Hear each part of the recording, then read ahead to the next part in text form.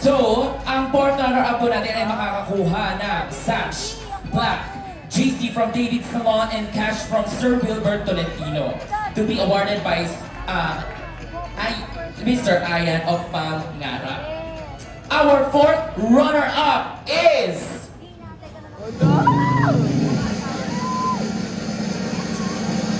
Our fourth runner-up is... JC Lapitan!